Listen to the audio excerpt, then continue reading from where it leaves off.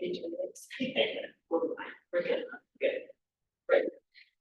All right, so the next item on the agenda is a presentation of our bills and the treasurer's report. So Tracy, I'll turn it over to you. I know. Stephanie, feel free to join us right up here. What happens when you connect? Okay. So, in terms of bills and invoices, the one new bill that you have not seen yet is line coverings. That was for the use of the space at Melody's for the April 30th meeting for $150. The Danable and the key bills we technically approved at the last meeting, but I don't think you had copies of them. So I figured I'd just toss them in here, make sure everybody understood what was on those bills, and then we could go ahead and reapprove them. To be clear on these, there was a $2,250 invoice that was for additional support services that were not related to the audit. The total audit cost was $7,700, and actually that's a pretty good price these days. So have a good deal with them. There was just these additional services that were needed in terms of getting the books correct. So that's why that invoicing looks so high. So I just want to make sure that was clear to everybody. There are no other bills at this time, so we will be requesting disbursements for those two things. So I will entertain a motion to open the bills as presented. Is there any discussion?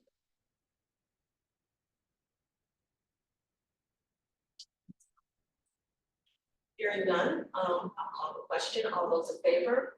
Aye. Any opposed? Any abstentions? The bills are.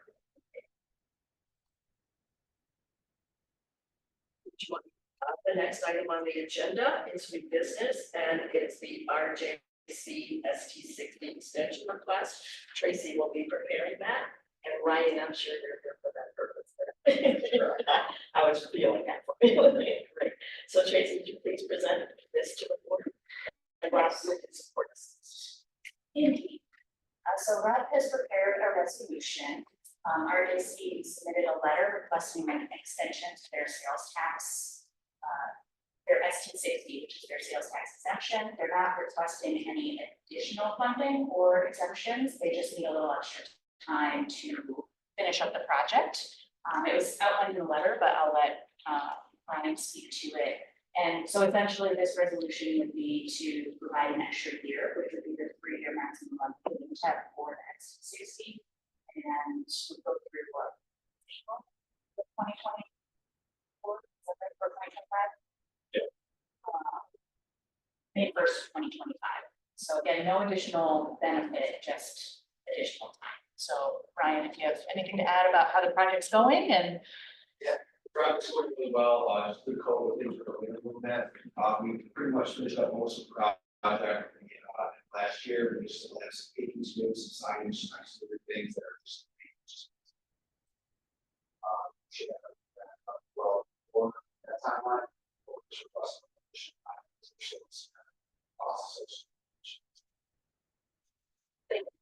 Thank you. I would entertain a motion to approve this resolution as presented. A second. Any discussion? Questions?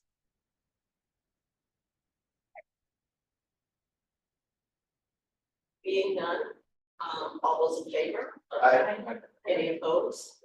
Any? I'm sorry, a roll call on this. Yes, we can do a roll call. Thank you, Tracy.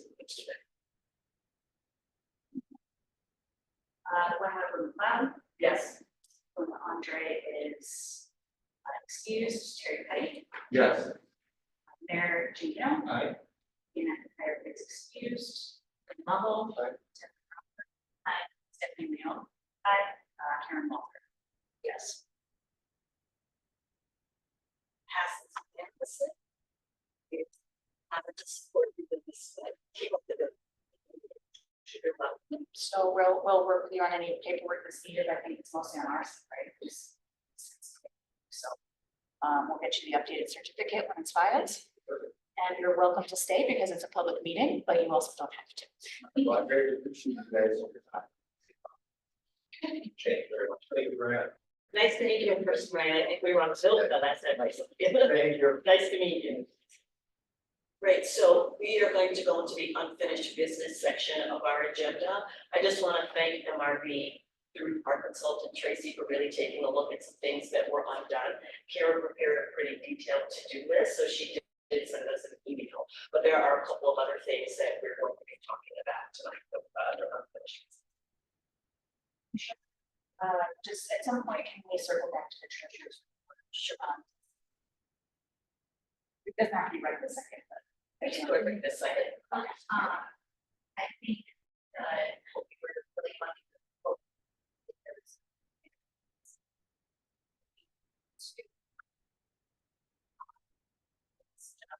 another thing.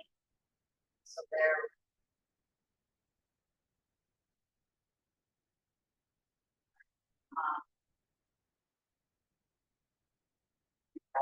Can I kind of pull all of that, or should I just do?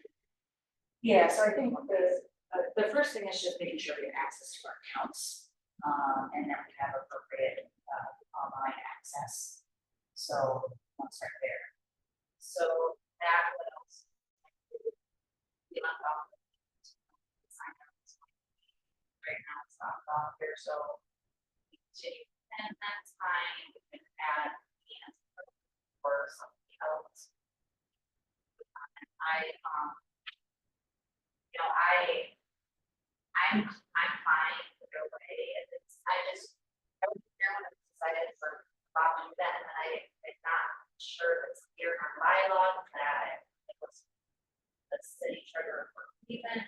I assume since there's such a low amount of checks dispersed that if you give it up, that's fine. And then once that person's decided, I should look at have access to the accounts. Check signer. I don't know. Like we could have a lot of oversight. I could clarify. So, under the AIDA statute, it says that the city treasurer is supposed to. But I knew I wasn't saying that bylaw. There's another section of the public authorities law that overrides all the other sections of particular statutes under the public authorities law. And that section of the public authority law, which I can say all on, says that any public authority in the state under the public authority law generally can have such accounts as theirs. But basically,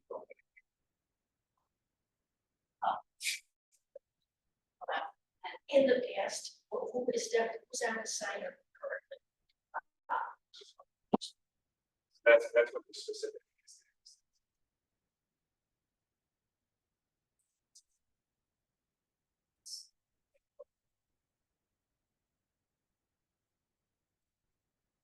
So, Is it always been the city treasurer? Yes.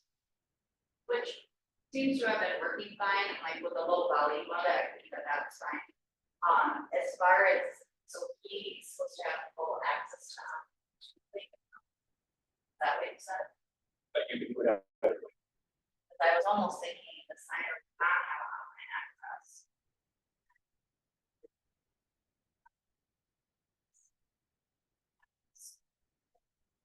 Basically, one of the things that looking at the dates, looking at the data, dictionary.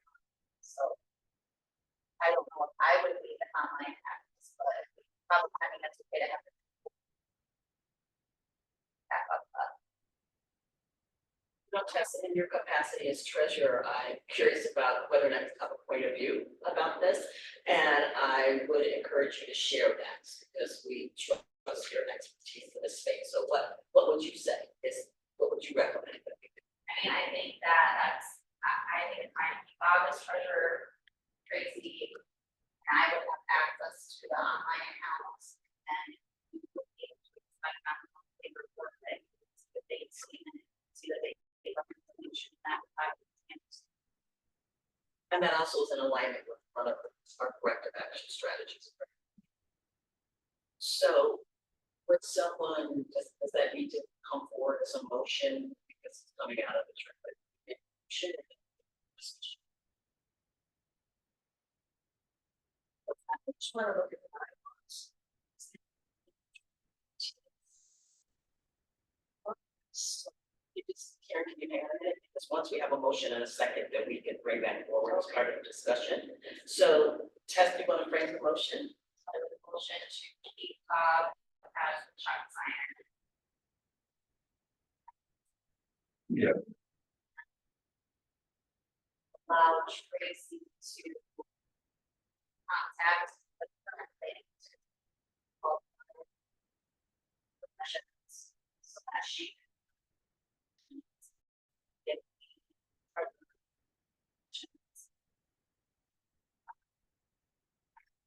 We have clarity about the motion that's on the floor. Can I get a second, please? All right, so now let's have some discussion. Rob has presented what the position is that the ADA bylaws say something, and there's also something, is it in the IPA, what did you say? No, it's In the public authorities law, that also allows us to set up accounts and to do the related things we need to do to have access to. So any discussion, Karen, you're checking the bylaws, would you like to tell us what you're looking for? I will say that the bylaws did not actually reflect the law that we were using at the time. We were using a template kind of for the bylaws, and that section was updated to reflect the office. So the bylaws do say that it would be like the chair, treasurer, or something on the slides. That was just an oversight. My oversight. So we don't need dual signatures and or backup.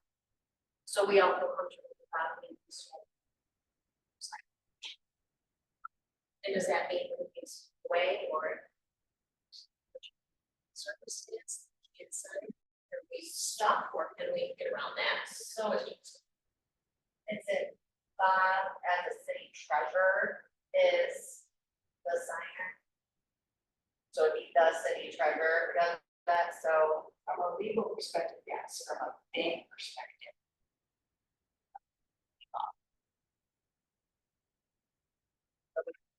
So if I have full access to the account, I don't want to be a second signer. But when you say access, do you mean viewing or do you mean taking actions? Such as, so I guess for the same thought of having an additional signer for backup person. You know, Tracy, I would say full access for both because as Tracy is contracted and has those responsibilities, my responsibilities as a treasurer, held to a high count that specifically the cash. So it would be a full, are you saying so that you can move money or just to leave records? So if multiple accounts.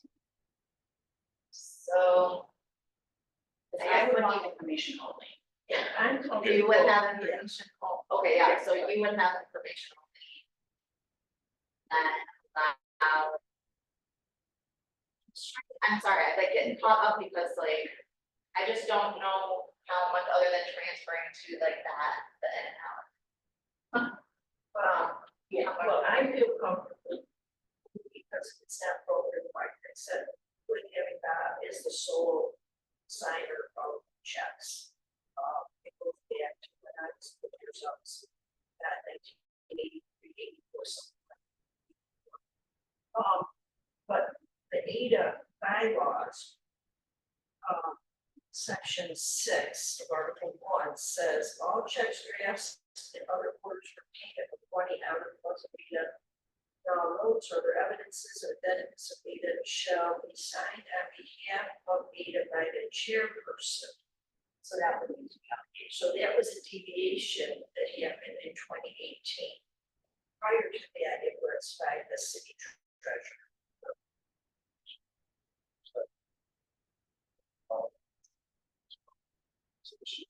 Well, I think, I get into semantics, I would, deviation, all I'm saying is that it doesn't run consistent with what had been. So It is now. I just want to seek some clarification around the agreement help us with this, because it sounds like there would be reason to make sure that the bylaws reflect what we're actually choosing to do.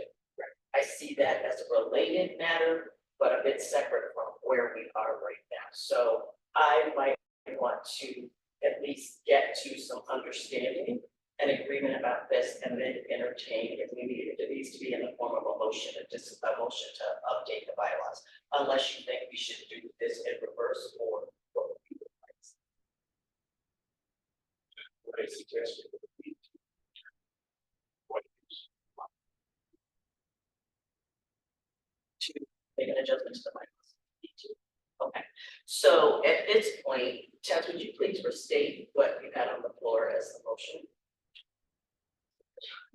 So I, Can I just make a request that everybody speak up a little bit? There's a lot of HVAC noise in here. Yeah, thank you. We're gonna need it for recording too, Yeah, so make sure you use microphones. so I would suggest that, Tracy to contact Generations Bank to prior permissions and allow to login information to have access to the accounts. And then create login information for me. So that.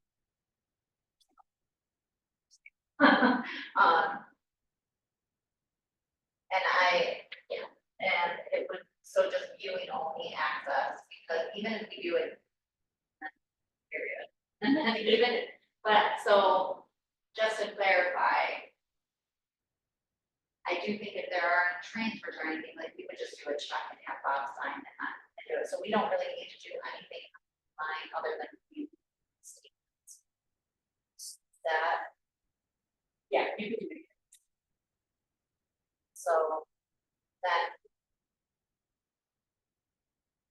So stop there, and the next question would be, are we going to have a back? Yes, so should I do these two separate issues? Should the motion and. So the first motion on the table, good job, Pat. The first motion on the table, as I'm hearing it, just to restate it, is that as a board of directors, the treasurer and our consultant are recommending that we contact Generations Bank, remove all previous signers from those accounts, and provide online access for viewing only to both MRB, Tracy Berry, our consultant, and our treasurer, Tess Crawford. Did I pick up what you were putting down? Yeah, all right. And we had a second on the motion, did we? Is there any further discussion related to that specific item? Yes, Karen, question.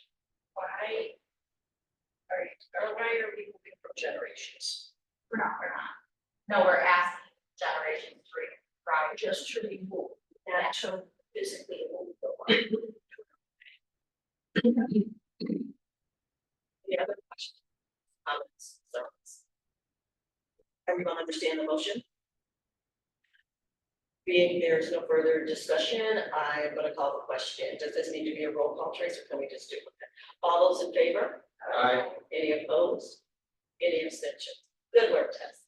Now, I'm sensing that there's another motion that needs to come forward. So Is that related to having the second trainer? Oh, I was asking you. So- Is the next motion related? to I mean, I having think a second? that's something that we should probably. That, so I agree, I think city treasurer, that.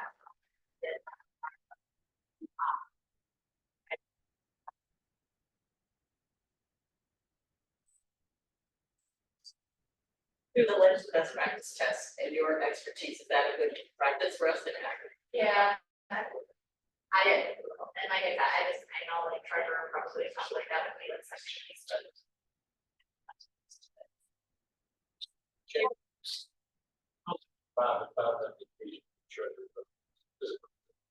Very bad. I don't think so. I mean, this title is in the charter. So I'm not sure that anybody has for him. So I think it would be a good idea for you to have science on the board. But then the city, so it should be. That's what she's saying. Because it's city charter, there is no, it's city charter. But to be consistent, generally, the checks that need to be paid of large amounts, the payment of the taxes in December. Or something change. So mostly it's should be deposits except for some small transactions. Yeah, there's not a lot of activity. Right, so there shouldn't be a lot of, until it is problematic to continue. But, No, not at all. so I think we're stating to continue around, right, and then have a backup, but not even have a backup. What would it hurt to have a backup? But it's not consistent with bylaws, and it's not consistent with our general public authority is Auburn Industrial Code. 1969. It states that the treasurer is the person that disperses the money. And I just think it's probably, I don't know, Rob probably say why, but it makes it easier for being able to use So it brings up a little bit of more liability to the Catholic. Yeah, do that. So the advantage of it would be if for some reason Bob ended up in the hospital on December, when we needed to get those checks done. That was better. Sorry, on Christmas. But so if he was for some reason unavailable, we obviously have to get it done. But the disadvantage is that we have more liability, but that's where I think also adding these extra controls over, we will be seeing the bank statement every month, we'll be seeing reconciliation every month. There is not a lot of activity, so it would stick out like a sore thumb if you did need something. But if by going with the bylaw, it's considered, which will need to be out. We'll need to be okay. Just based on what Tessa said, you know, Bob didn't. But it's not Bob's job, but Bob was like, hey, isn't it time that I sign these checks for, you know what I'm saying? So it may be good to have somebody that's expecting to sign checks at certain times because, you know, we ended up in a situation which we didn't know we were in because there was this kind of ancillary aspect of our organization that not central to his job, but it's central to our functioning as an authority. So it's our responsibility. So there may be a plus to having like somebody that's on the board, chair, or somebody, or somebody that's, in that position that can basically be like, oh, we should be, getting these checks in and making sure that they're positive. So who would be the secondary signer? Is that what you're asking me? Right now, our bylaws say that the chairperson is that person. Is that what I heard you say, Karen? Yes, okay. Well, the chairperson right now for the bylaws is the person who should be signing on time. Right, So we need to update that to reflect. right, but I heard. Well, that's also include in there, should the city treasurer not be available due to illness, injury, or absence, whatever. The chairperson is authorized to sign. It can only. Yeah. City So treasurer. I would, and again, I think Rob's suggesting that we can tell me where we are with this now. But one thing we need to resolve is agreeing that as a board, we would like to have an additional signer on the agenda. We're all on the same page about that, correct? In terms of that's what we're talking about. Right, so. There's a motion on the floor, a second. Tessa, would you restate the motion? Was it still entertaining? So, okay, we're at the place where we would need a motion around that specific topic.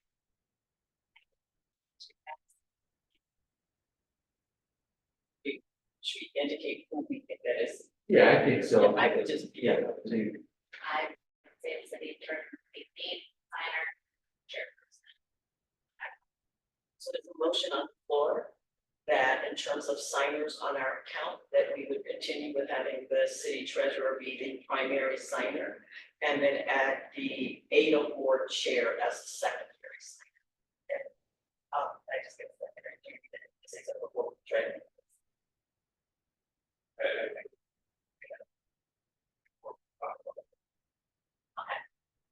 So would you be willing to add or amend your motion, Tress, to also indicate that as part of this process, we will also amend our bylaws to reflect this change? Say the whole thing. Just add that. And a motion to add that, but also.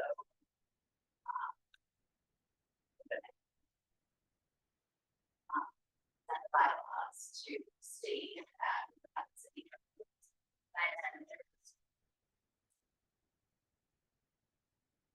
Y'all on the same page? Got it? Can I get a second? Second. Any other discussion?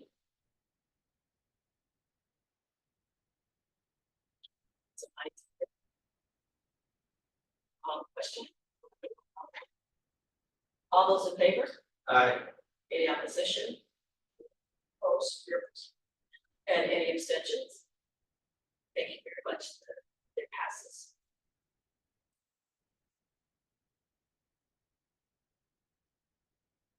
So, let me just recap what we've done real quick. That would be great. Great, so what we've done is we approved, the board has approved.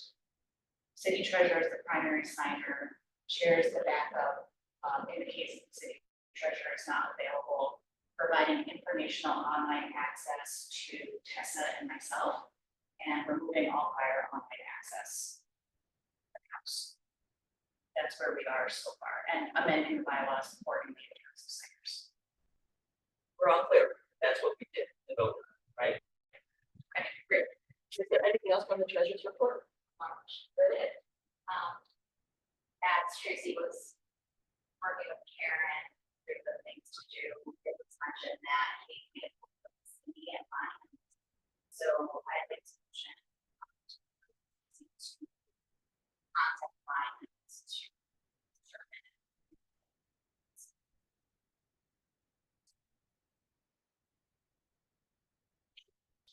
Well, I think that she'll need today won't talk.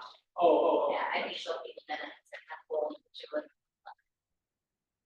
So there is a motion on the floor to give Tracy Verrier, our marketing consultant, permission to contact Lions Way to explore whether or not ADA has opened a CD at the bank.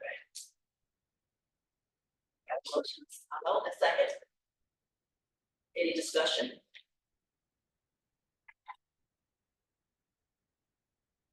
There being none, I would entertain all those in favor. Opposed? Abstentions? Thank you very much. Anything else? Good job. We'll start there. Yeah, more than, You look good for a woman that's done all of that. And I would just like to say from the capacity of the chair, I'm really excited to hear this progress. Because we all were aware of where we were, and not only just around related to the pilot, but just in general, around our fiscal management. So we put a corrective action in place, and I'm feeling that these particular actions that we're taking today are moving us in the direction of getting ourselves in compliance and in alignment with the way we want to be in terms of being fiscally responsible. So thank you, Ted. I appreciate your hard work. And Tracy, thank you as well. So the next thing, we're gonna move into the unfinished business section of the agenda. The first item is that at the last meeting, as we've been onboarding ourselves, we talked about, I did sort of a cliff notes of our board bylaws and indicated the positions that needed to be filled. We have some committees that are standing committees and the opportunity to create additional ones. I asked Tracy to pull all of that together because I'm seeking, your commitments to participate in a committee of the EOJC. So Tracy, would you just review that real quickly for the board? Yeah, so there are three required committees under statute: the governance, finance, and audit committee. Councilor Cuddy has consistently been on the governance committee, and that's a good spot for him, I think. The governance committee is really doing policy review, reviewing the annual self-evaluation board. The charter currently requires 2 times a year meeting. I think under law it's only once, but check that out. Sure. The governance committee only actually has to meet once a year under state law or twice. That's what I thought, so I think only under state law has to be twice. So under state law has to meet once, under the charter currently has to meet twice per year. I think twice is a good number anyways, for the governance committee.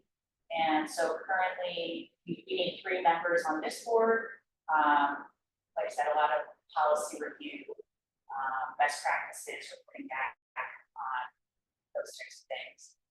The second is the finance committee, which, again, I think only needs to meet once a year. For the charter, has to meet at least twice per year. I think right now we'll probably meet monthly, just until things are a little settled. The current proposed members for that are Tessa is the treasurer, Glenn is the chair, and then Karen is offered to be on that committee. We need a minimum of 3 members, and one of them has to not be on the audit committee. The audit committee, also statutory, is responsible. Going back to the finance committee. The finance committee technically under statute is responsible for any debt issuances. They would be reviewing any debt issuances. CEDA hasn't done a debt issuance since the 90s, I think. So I think Bluefield Manor was the last one. So in the current case, we would be looking for the finance committee to work with me on reviewing financials, making sure things are on track, getting the board informed on the financials, also policies. The audit committee is responsible for the audit and internal controls. So if we were to do an RFP, the audit committee would kind of lead that process. The auditor, they initially review the audit, the draft audit report goes to the board and reviews some policies. This one is required to meet at least twice per year by statute. The board chair cannot be a member on this committee, but there has to be a minimum of 3 members. And then Katie is working on kind of establishing a concept for a marketing, branding, and positioning committee that was recommended previously. I think there's work to be done as to whether that's a standing or a special committee. The difference being one is made up of board members and the other can have non-board members on it. So that's just something to consider moving forward. That's a pretty overview. Thank you, and thank you for providing that overview. So as you can see, a number of our committees are populated. There are a couple of vacancies. I'd like to make sure that I invite all of you to review each of the committee charges. And then my goal would be prior to our June meeting, that we confirm your willingness to serve on the committee. I just want to remind the board that the proposition about having the branding, marketing, and positioning committee is to ensure that we have board members that are paying attention to our strategic priority that talks about ADA being among the entities in our county that promote and talk about why doing business in Cuba County is good for us and good for prospective business. So I think that, the incentives and tax obligations, tax kinds of incentives that we can provide to people helps us. But the truth of the matter is, in this current environment, we need to actively be identifying and being very strategic about where we're showing up, what we're doing, what we're engaging in. It's through this committee that we can have those kinds of conversations about to sponsor, not to sponsor. The branding and marketing committee would also be on top of paying attention to what the website's going on. I'm specifically interested in the positioning aspect of that work. Who do we need to know? Who needs to know us? Where should we be? And that doesn't always mean we need to be the worker bee, but I would see that committee assisting us in just deciding the strategies around how CEDA acts on that strategic priority that's focusing on letting the world know that Auburn is the place to be to conduct business. So I invited Katie, she has expertise in this space, to think about what a committee of this nature could do. So I would totally understand if no one sat there until we fully understand what she's concepting for us. But as it relates to those other committees, it's really important that we populate them. I just have a clarifying question. Is it okay for a board member to serve on more than one committee? Yes. Okay. So you do have that option. The other thing that I hope inspired you is that we're not meeting monthly in most cases. The finance committee is this point for all of the obvious reasons. But it is critical that we do this work and do it well when we're called upon to do it. So if everyone could make a commitment no later than that first week in June, you can send the names to me and copy Tracy. Then by our June meeting, we'll have a full report on who's sitting on the committees and what vacancies still. Deal? Since we do have a document for the finance committee, if it pleases the board, it might be good to appoint that today, just so we can get that process. And we have people going for it. Great, so I just entertain a motion for us to appoint the finance committee today for the reasons expressed. Second. Any more discussion? That would be the members of that committee as proposed are myself, Karen, Walter, and Tess. Being there, no further discussion, questions, comments, or concerns, all those in favor? Aye. Opposed, abstentions, it passes. And then the next piece is the updated staffing contract. Tracy or Rob, would you be presenting that for us today? I will. Take care, it's just questions. No, I wanted to share, October 18th. Resolution to $150,000. To apply one CD. At 5% generations made. So we'll pass the 5 months. Tell us about that too. Yes. Thank you. Hopefully, I get automatically. Karen, it's always good to have somebody like you on the board. So that was a generations. Two generations, I just spoke about that. It's not, my recollection is wrong. About the minutes. So 18 minutes. Do we need to revisit that motion because the motion looks like it's Yes. I thought we had to do another letter. We can just. We amended to say generation. Rob's like, we're making it work too hard today, please. Put this in the motion. Like, right. Okay, Check lines to just. Yeah. I think. Check the I think it's probably a good idea. I can tell you what. No, we don't. So. So prior to moving forward. Exactly. Where. Brain for a reason. That's on the lines, yeah. All right, so I just consulted with Rob, so glad. It's either, Dan's either being the parliamentary, give me the word, Rob's like every year. So Rob is, and I'm agreeing with this, that we should amend our previous motion just to include that we're giving Tracy permission to contact Generations Bank and Lions Bank as it relates to finding, whether or not we have CDs there, and it's, yes, what the status is. So, Tess, would you amend that motion one more time with Bill? To amend.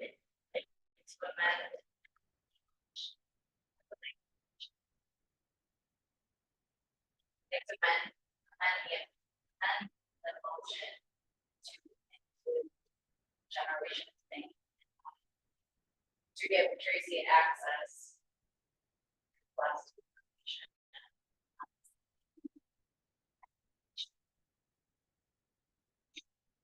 Y'all clear? All right, is there a Sorry, section? should we? Once I find the CDD, because that. That's If I fair. need more things, I'll let you know. All right, so I just want to make sure that we're clear that the motion's been amended to provide, to give Tracy permission to contact Lions Bank and Generations Bank to confirm whether or not CEDA has CDs there, and if yes, what the status of those CDs. Can I get a second on the amendment? Any discussion? There being none, all those in favor? Any opposed? Abstentions? Passes. The next item on our agenda is to look at the staffing contract. That would be with MRB. So I did send the updated contract today, I apologize for the delay. We worked with Rob to make a few adjustments to align with public authorities law. He also wanted to ensure that you had very specific clarity around who your executive director is, which is very smart on his part. So in that process, MRB realized this is probably a more appropriate engagement for Swiftwater, which is a consulting group without necessarily all the engineering stuff. So the insurances are just more in line, which is better for both of us. So that's why it showed up on a different letterhead, but it's all MRB group. It's all the same holders, subsidiary of our company. So that's why it shows up on a different letterhead, but otherwise the scope of services is all the same. There's just a little bit more clarity around the public authorities piece and the executive director position. So good on Rob. Rob, do you have any other thing to add with regard to the contract? No, I think Everyone have an opportunity to review the contract. I think. All right, so with that, I'd like to entertain a motion to approve our contract with, is it Swiftwater? Swiftwater, that enables us to engage Tracy to provide consulting services to CEDA in the form of administrative support. A second? Is there any discussion about that?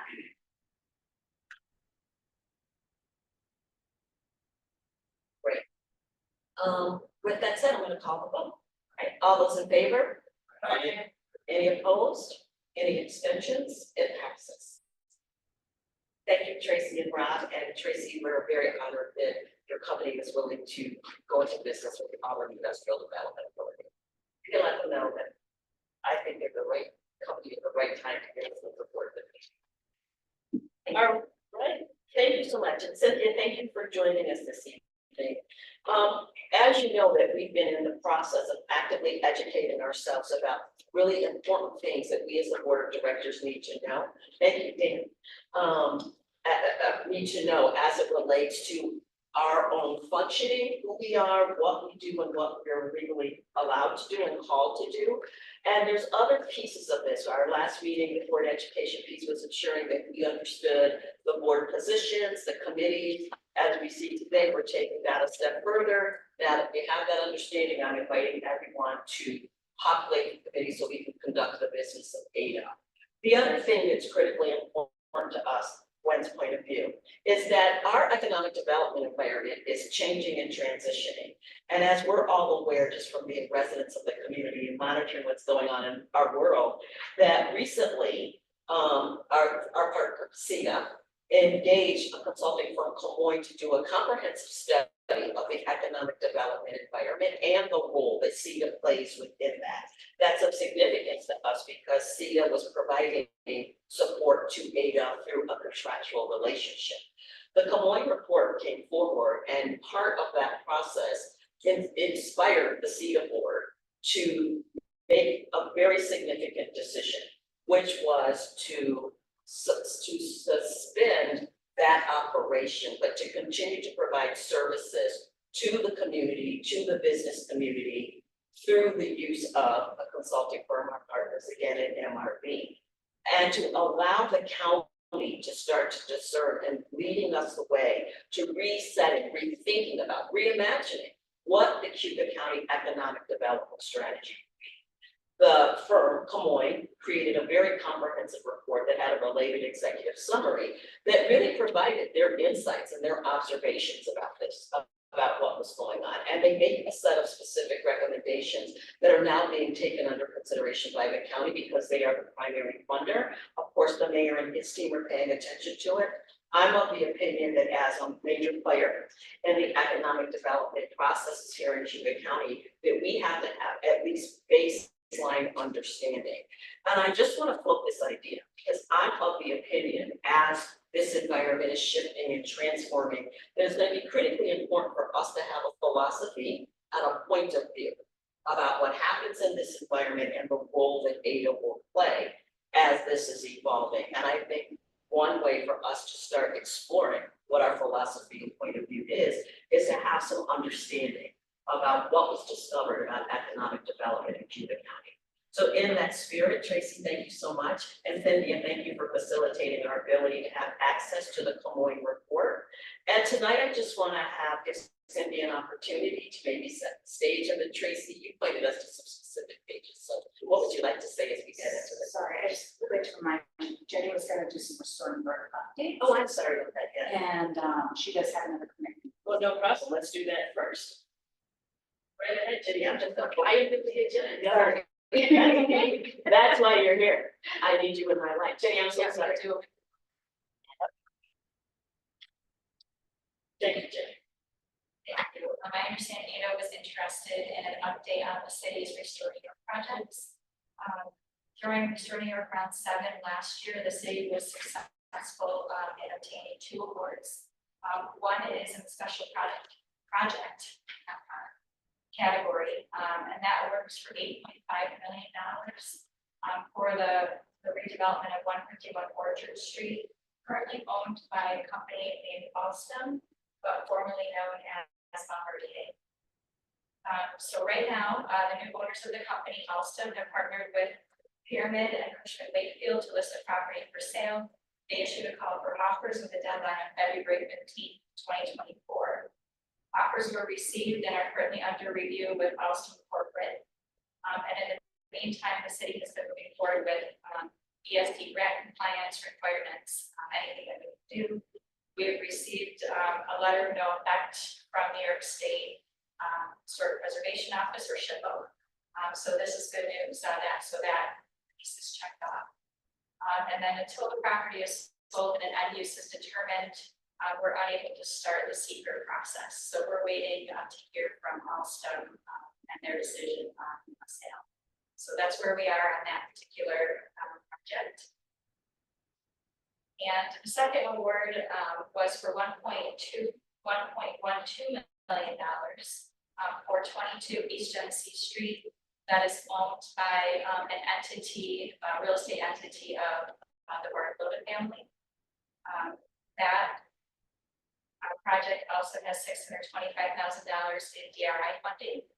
So they applied for Restore. The project costs just ballooned as everybody knows with construction. So the Restore New York award is going to allow it to move forward. One thing I should mention is that Restore requires a 10% owner match of the Restore funds. So any project that moves forward has to have some skin in the game with the project. Total project cost for 22 East Genesee Street is $3.3 million. And right now, we are currently waiting for the Bartolots to provide SHPO with follow-up correspondence. Since this property is in an eligible historic district, we have been in a bit of back and forth with SHPO. Some of the challenges with this particular project, I'm astounded that SHPO is requiring the owner to do the things just for their review, but that is where we are with things there. After SHPO approval, project will be brought to the review board at the state and get our grant. So, and I should have mentioned with the Alstom project, the total project cost there is approximately $18 million. So that is where we are with our two projects. Everything is on time as best we can, meeting and doing our work.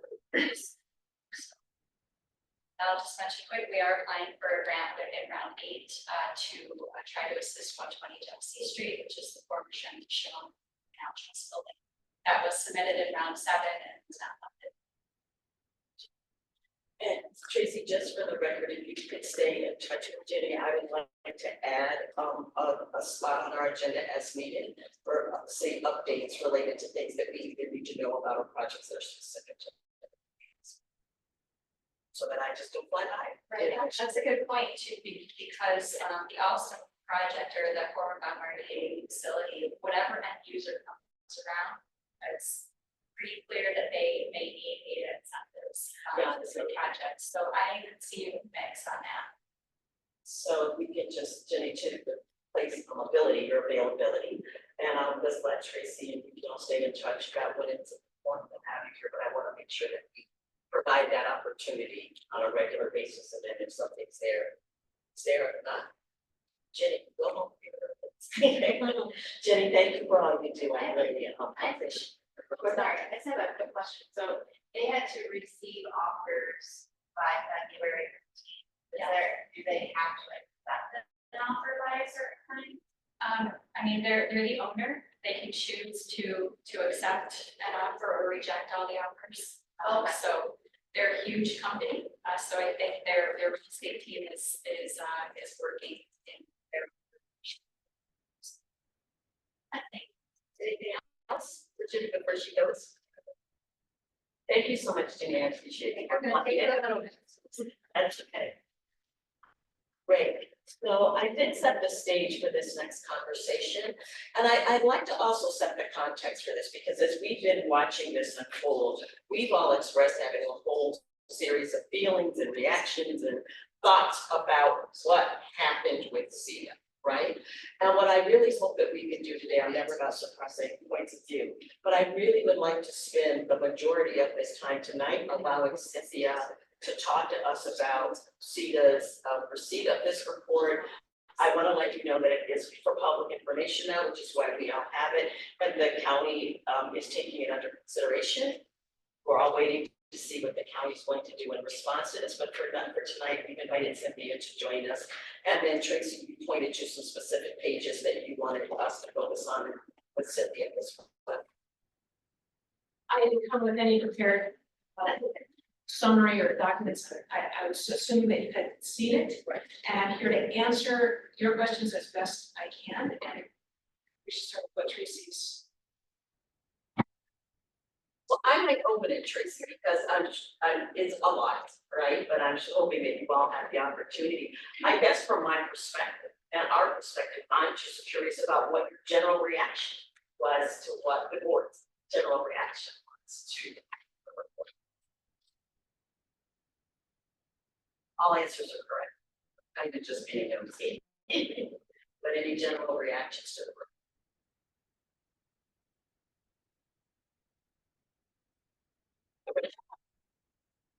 Well, I mean, I think it was, you know, pretty accurate and comprehensive, but it's a opportunity to, you know, move in the right direction to address it. I don't think if we needed something like this to kind of just recalibrate. So that was my general.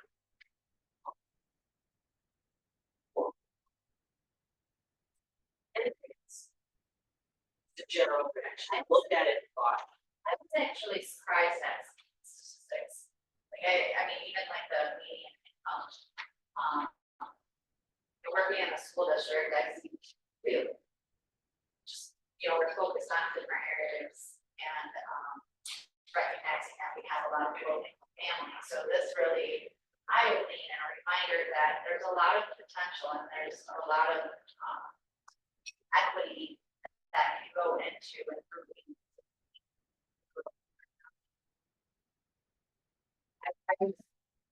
It was nice. Any other just general reactions? I'll say, I think it was timely for a number of reasons. I think the most important reason is we're at an intersection, central for economic development. And I think it's a good exercise to evaluate where we are, where we were. I think it allows us to compare ourselves to other counties and what they're doing. Obviously, you know, with what's going on in Micron and Center, Onondaga County. But we know that that's gonna have a ripple effect across central New York. I think all of New York State, not just central New York. So I think it gives us an opportunity to reposition ourselves to, just like you said earlier, sell ourselves as a place to put in do business. So I think it provides us with a lot of opportunity going forward. Any other just general reactions you looked at it and what happened in your head?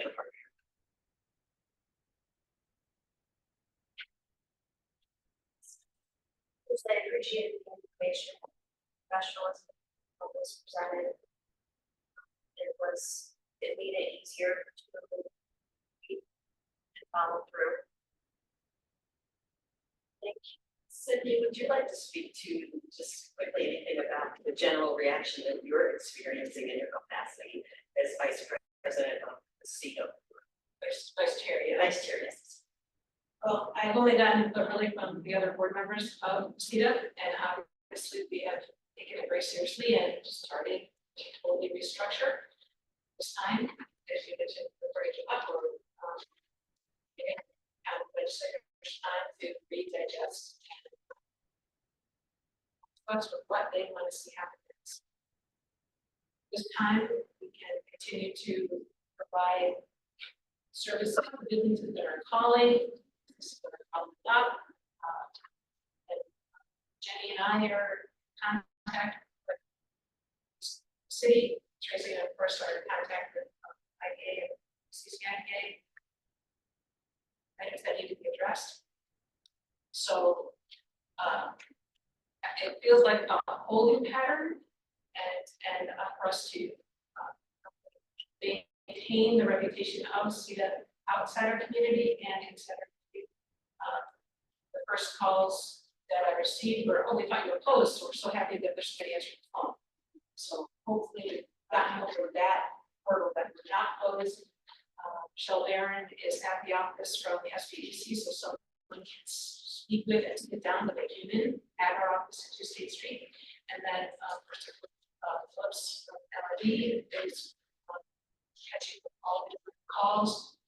I think setting up the 22nd meeting with you and someone. So we're continuing to make connections and educate.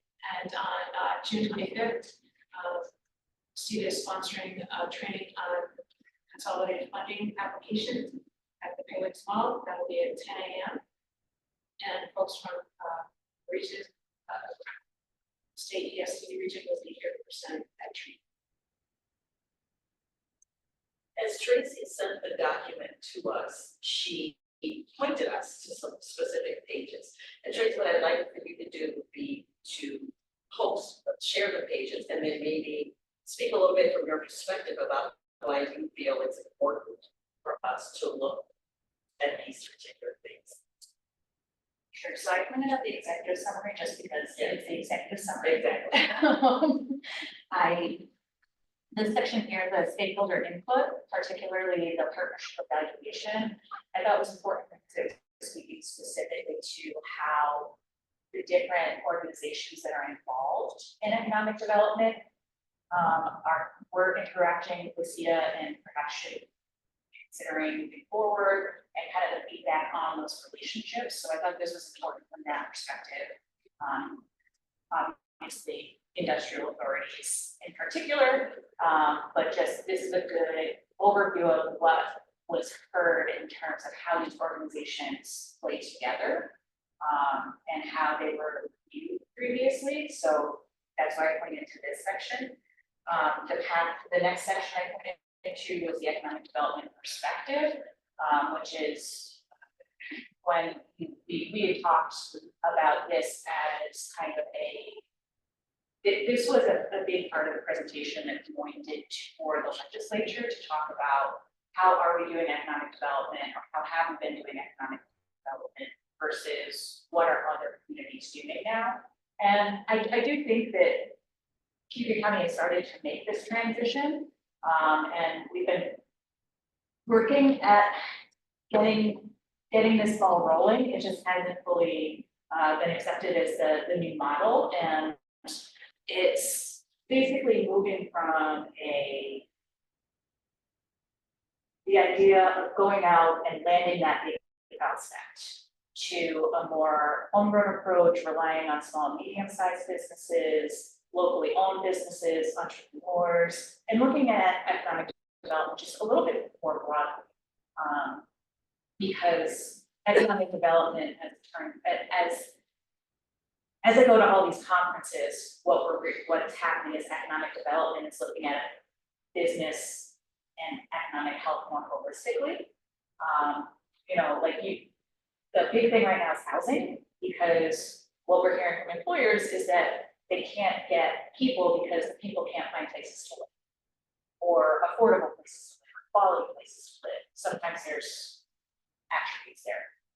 So really looking at the whole system more holistically, housing, downtowns, vibrant communities, these are bigger companies and bigger manufacturers also benefit from having vibrant downtowns, from a talent retention and attraction perspective, and from having other businesses in the community that they can do business with. So it's really moving from this kind of like, okay, we have these blinders on about what we're aiming for and how we're going to get there, to a model that really takes into account the whole system.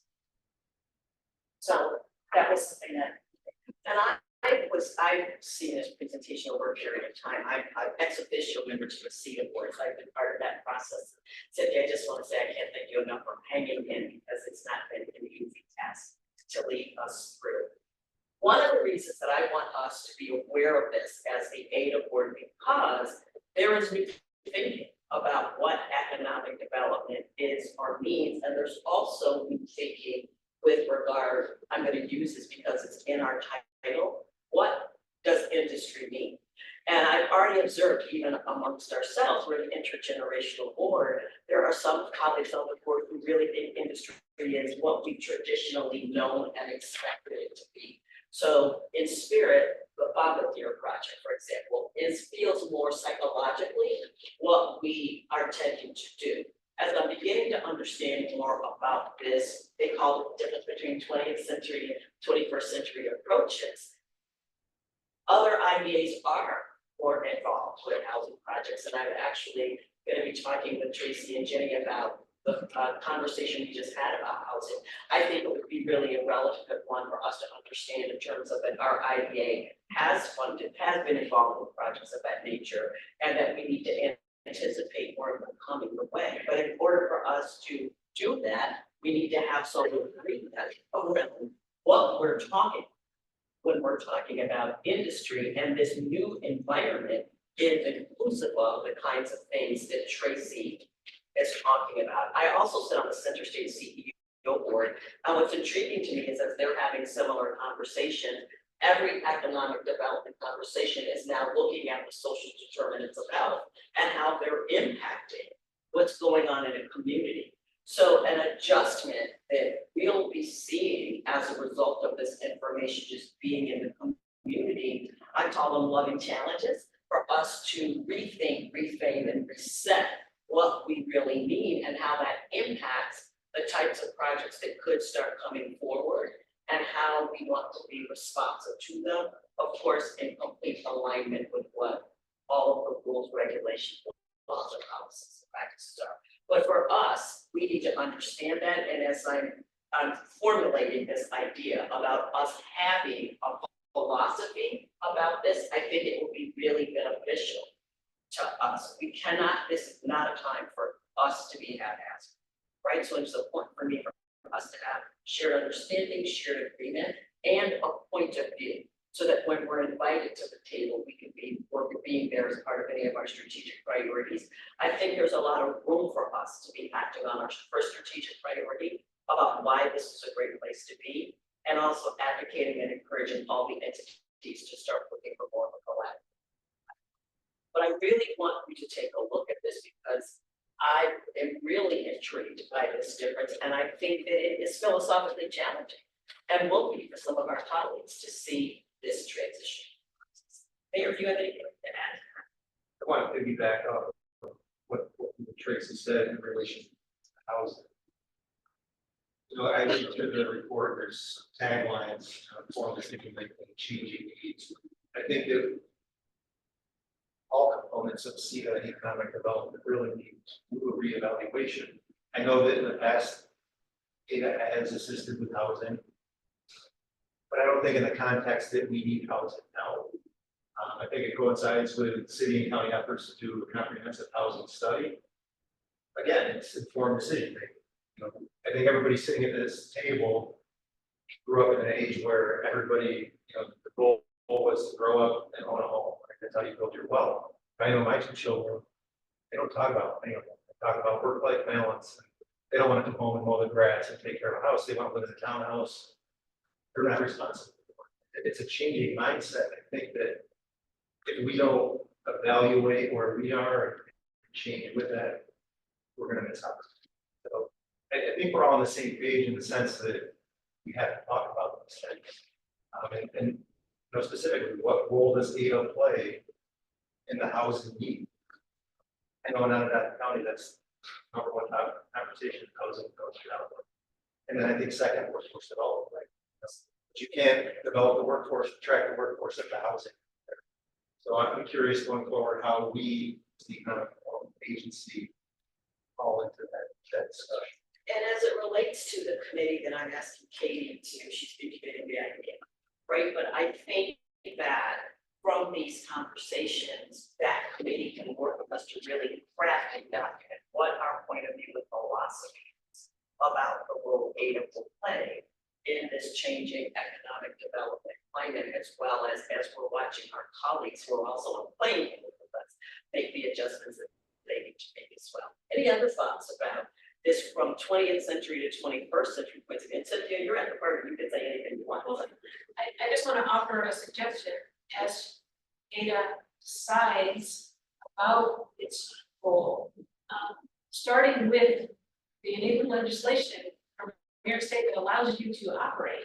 I think allows you to begin having the box, the parameters in which you can operate. Right. And then knowing that, I think it'll help you further hone and decide, okay, we don't want to go in that direction, we do want to go in this, and here's why. Yes. So understanding sort of what your guidelines are, what your boundaries are, I think is a really good place to start. And certainly housing is eligible for pilot programs. So, but then there are the specifics within that. So No. nuanced. Yeah. To raise their own person. If you look at the data governance statute, we're really you're not basic critical interpretation to get there. Because Jenny, I think going back a long time ago in JJ and the Camoin, there's some interpretation that goes along with this, specifically there's a comparable this is taken from a long time maybe in the 90s. It states that a common housing project would be a commercial city and other activities. Commercial projects are permissible in housing operated project. What other county other activities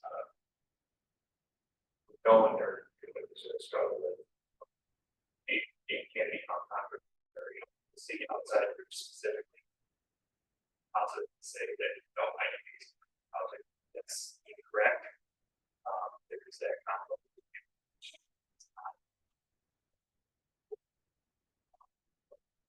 It doesn't fit box.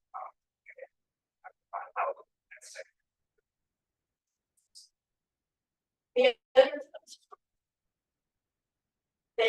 And so Cynthia, of course, we are made ourselves aware of the enabling legislation, and it's good that we have Rob at the table, so we have like these guardrails that we start bumping up against. But I'm hoping that you're hearing more than a strategic level, why I'm offering this board of directors is important for us to understand this shifted point of view about economic development and pay attention to the fact that this is rolling in our direction. I was just on the housing call the other day. We have 2 local developers who already, and one of the questions of the focus group was what role do the IDAs play? So of course, we have to be in compliance with all things that govern how we operate. I also think that it behooves us to be highly aware of what's going on. The other piece of this that struck me was it's an entrepreneurial ecosystem. And one of the things that I always giggle about is when I moved to Auburn in 1980, I would have never thought that a place like the Prison City Brewery would be doing some really things that it's doing within the economic development system. So I think this new perspective is going to challenge all of us to think about possibilities, explore options, get really clear about what we can or cannot do. And I don't want the ADA board to show up in those conversations that they're coming without having a philosophy, point of view, and a legal understanding of how. And in the space of branding, marketing, and position, you can certainly have a point of view about hoping, for example, that the community learns to work together as one, from a unified perspective. Any other just gut reactions to this distinction between the 20th and 21st century? One more thing. The other thing with looking at is that affordable housing, a part of the thing that is figured to focus on housing is the state has said certain affordable housing programs are not available for renovation projects. They're only available for construction. So it's sort of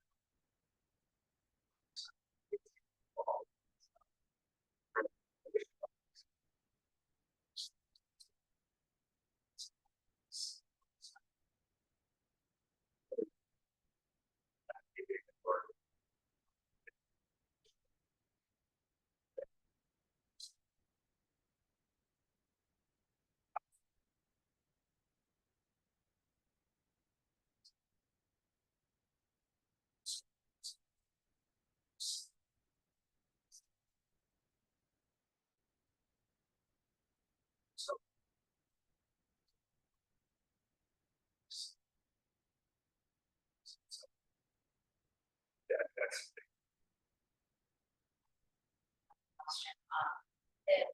So let's say something off the wall, and they tore it all down and tear it all down. That counts. That.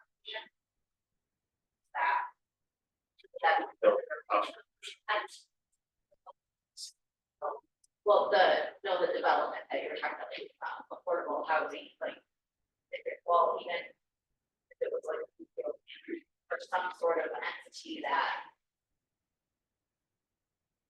it wouldn't be renovating, considered new. that would be. Can I say, we have to keep the walls conversation about housing. I was going to, thank you. I was going to. I think we should dedicate.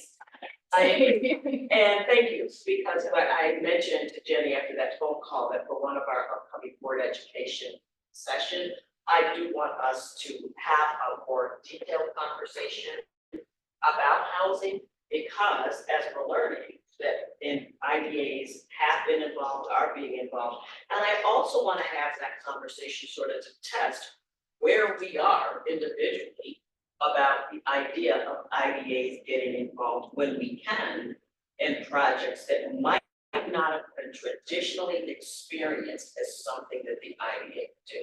I've also heard that even the hospital project, for example, shouldn't have been something that we considered.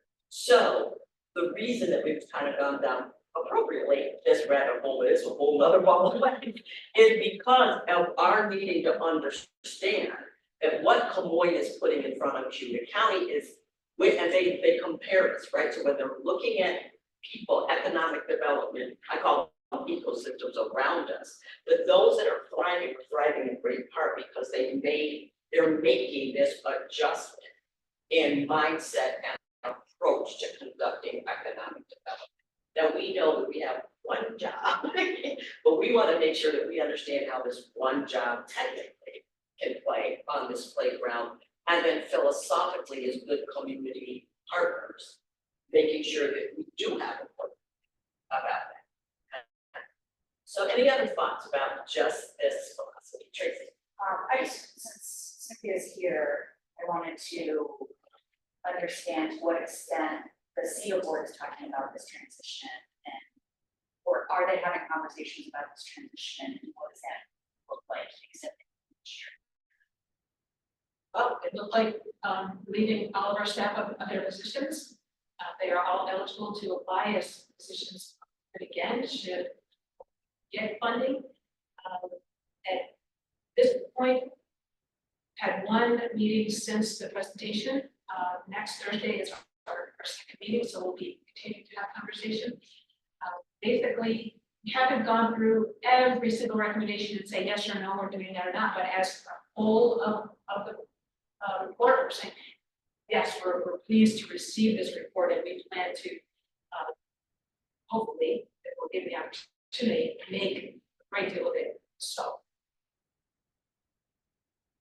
do you envision, so I know one part of the report is having some sort of summit. yes, Economic development partners. So I know you haven't even gotten there yet. well, the board has said that until the county decides, we won't be able to move forward with that.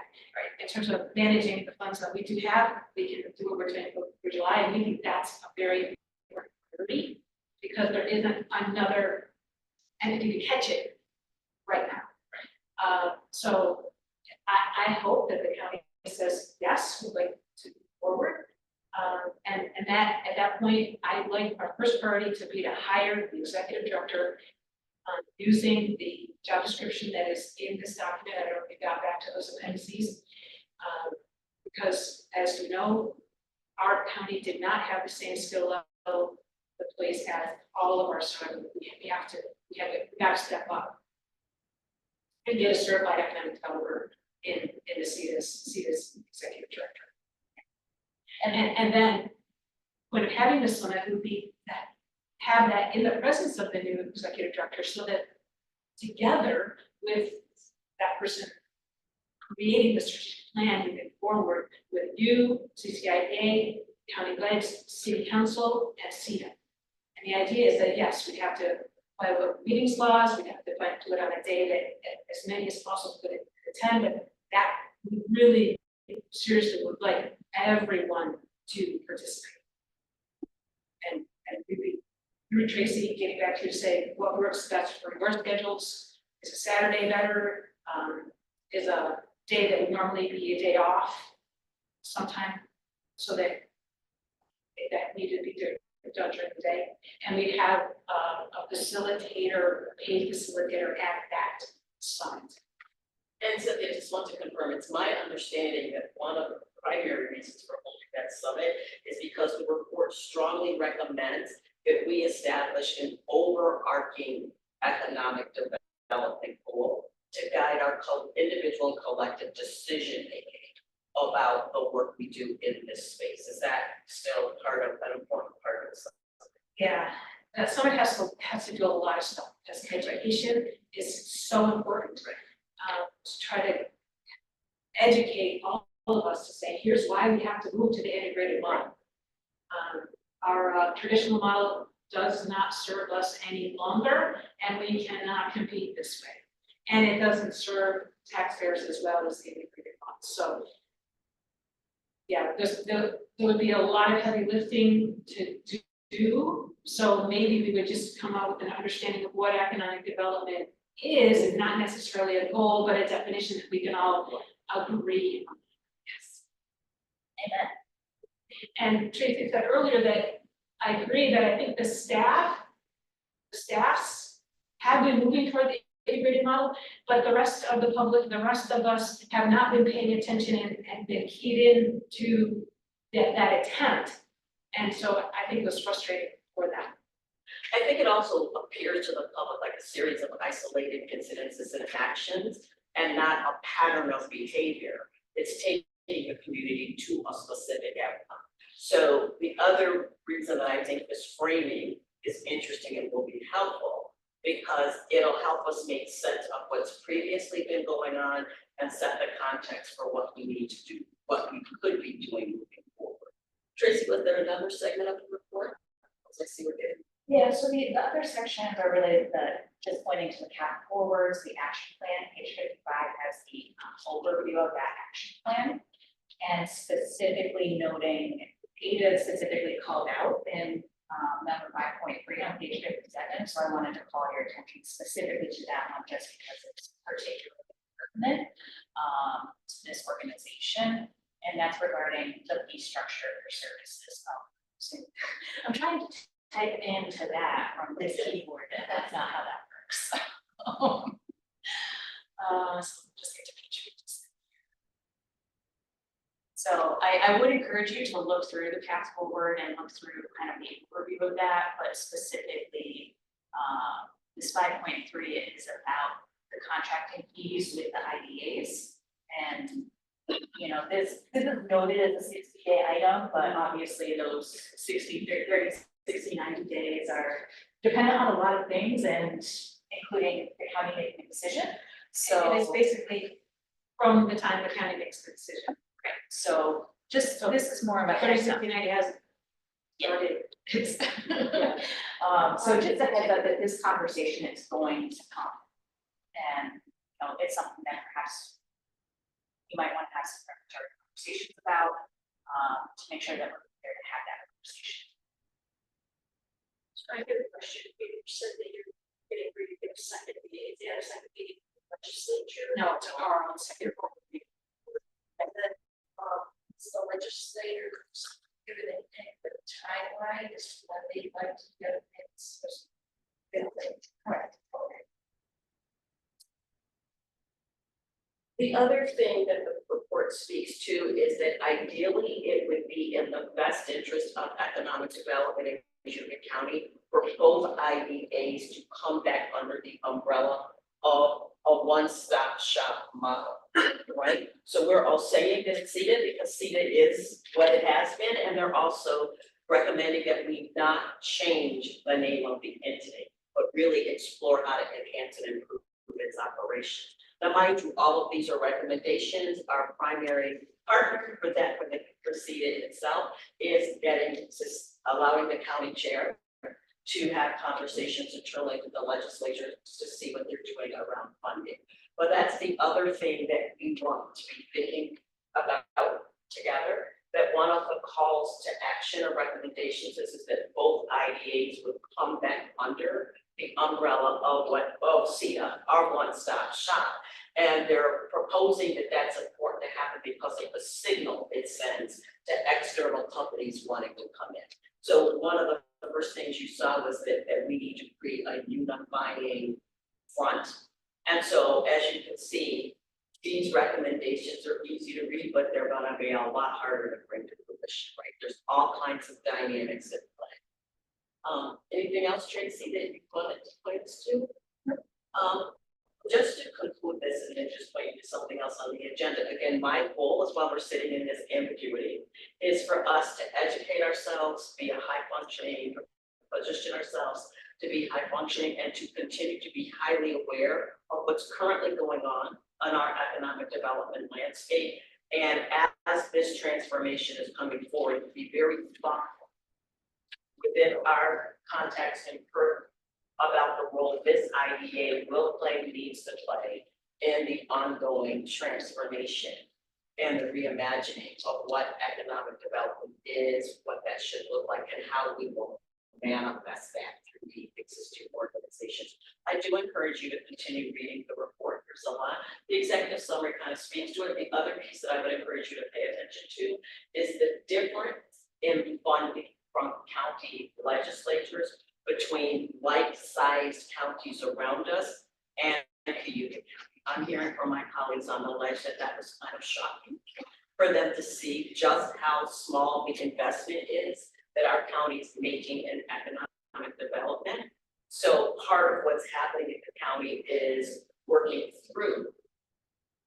We are now, I think the county is in investing $347,000.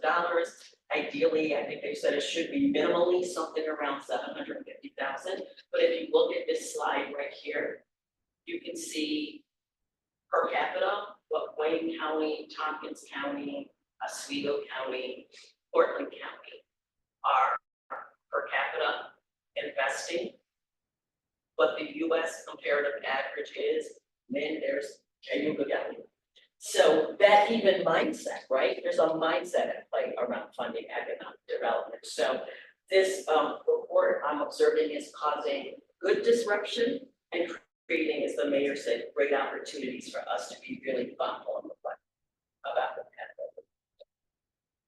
Just because we talked about it now doesn't mean that we won't continue to talk about it. I think there's lots of opportunity for us to look at this, be in conversation with Cynthia and our colleagues at CEDA. And again, my goal is that I think it's critically important that we have a philosophy and a point of view about the work that we do, our role in this environment, and serving as cheerleaders and ambassadors for unification and change as appropriate. And Cynthia, any closing thoughts or requests of us? Well, as Rod says, I want to speak it into being that they will be in search for an executive director. And it's important that you all decide whether it be one or two people from the IDA that would sit on that selection or that committee to see the candidates that are brought forward by a professional search firm. And it would be important that anyone participating on that body would say, we are going to follow the recommendations of the search firm. That goes. So, and I think that's inspiration for us when that comes closer, become, I say, get a relationship with what that position description says. Because when you look at that segment, they do almost a comparative study of where we currently are in terms of our private economic development staff in relationship to the staffs of those same counties. So the base recommendation is that we really need to increase the competencies, skill sets, and certification levels of those leaders that will be driving our overarching economic development strategy. So again, you can have it all. And my request for someone from this body is would not be contingent on whether the idea comes back under CEDA. It would just be the right thing to do, and that's the way I'm leading CEDA. We're choosing to do what's right. Again, Cynthia, I want to thank you so much. As an ex-officio member of the board, I know how, I'm going to use the word group, it's been to get to the place of the commissioning this report, dealing with all of the politics and feelings around it, the piece with the staff. And I would just share with the ADA board that the biggest observation I have was watching that board establish and be part of the courage and will to do what we collectively felt was the right thing. So sometimes things have to break down to break through, and I'm confident that this will lead us to the place where we need to be so that we can be competitive with the counties around us and continue to do great things on behalf of the county. Thanks for the opportunity to be here this evening. Thank you. And thank you for your volunteer time and attention to industrial development issue. Prior to calling for adjournment, I've asked Tracy to start adding upcoming events and trainings on our agenda so that you know what the going-ons are. I'd like to just share with you that I'm going to be away on vacation on June 19th. I'm confident that my colleague Bill Andre is more than capable of managing the meeting in my absence. And I'll be working with Tracy to establish the agenda. Tracy, Bill, and I can get together ahead of that meeting. But there are other opportunities that will also be in this section. If any of you have something that you'd like to share as a board update, if you could give it to Tracy in advance, you know, and it's something that we might not be cognizant of, please take care of that. I want us to be good brand ambassadors for ADA. So when we can show up at community events in this capacity, I would encourage us all to do that. Tracy, do you have anything else before we? So the time being, I was thinking about the virtual conference room here in City Hall as more appropriate space for this, just from a logistical standpoint. Is everyone comfortable with being in City Hall for? for the conference room? Yeah, this is so big, it's hard to hear, I'm sure the recording is not good. And I might leave after this if I end the day. Jimmy already knows that. Yeah, you can bring it down. So third floor, Yeah, they have a training room up there, It's a nice. It's kind of like the room that we ran in the chamber. yeah, It's yeah, like, exactly. that's not, Yeah, it's got a big screen and technology, it might just be more appropriate in certain sense. And part of the reason too is that the chamber does not staff their facility after 5 p.m. Katie was working as part of CEDA and had access to the fob or the key. So they just let me know that, and I said, I think that our meeting time is appropriate for all of us professionally and personally.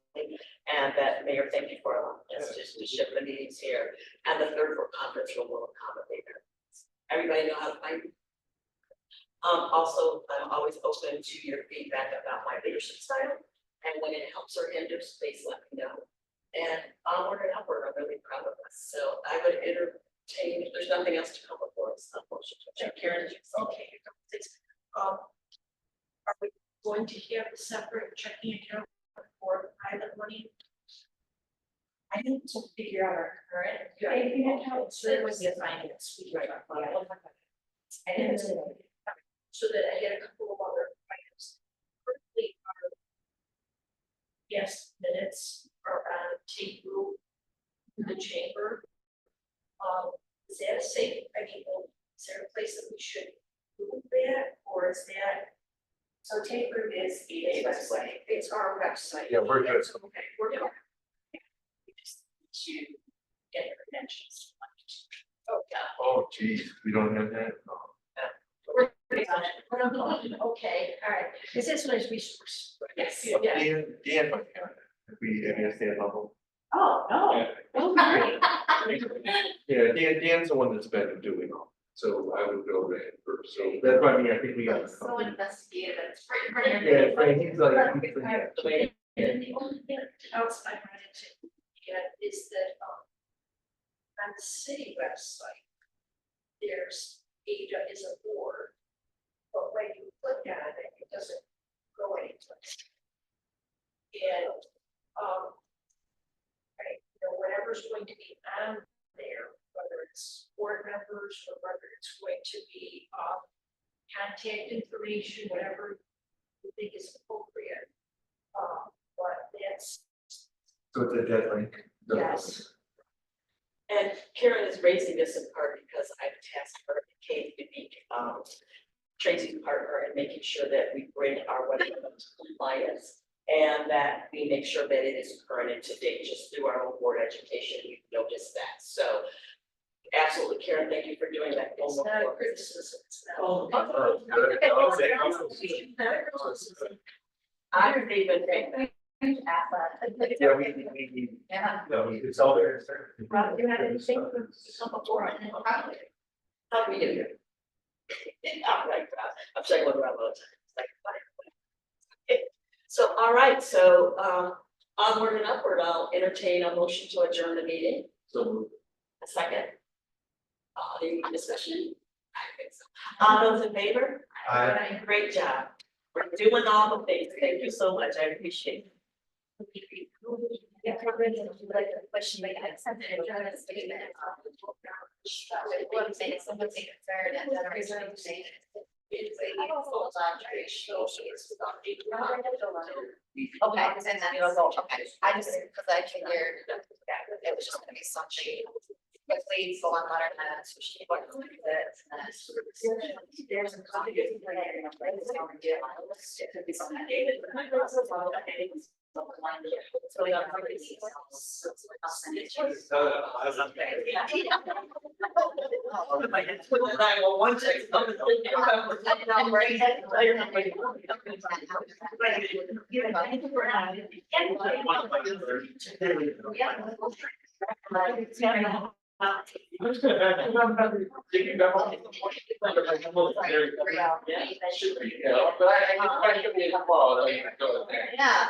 Yeah. No, I think if we're breaking that down, something that we.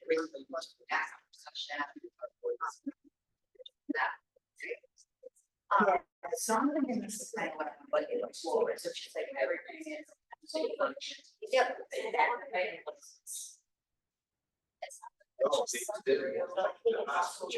That's why I think I'm so anxious to your object. Scenario. I'm getting like the banks, so it's gonna really be headaches. It's not saying everything.